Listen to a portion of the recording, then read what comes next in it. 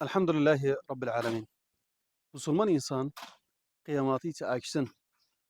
Sen öldükten sonra hiçbir vakit bunu düşünmeyesen desen ben gittikten sonra kızım hayır eder manımsı, oğlum hayır eder, kardeşim hayır eder. Egen ne baba kalıp sana ne babam hayır eder manımsı. Öz aluden öz hayri veyle. Öz aluden kıyamatu için ak. Sen gittikten sonra kimdir eder sana? Kimdir düşünürler sana?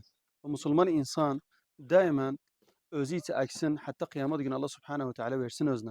Allah Subhanahu ve Teala burada aktiyse orada bir on katı verir sana. Kardeşim bazım Müslüman insan kıyameti için işlesin.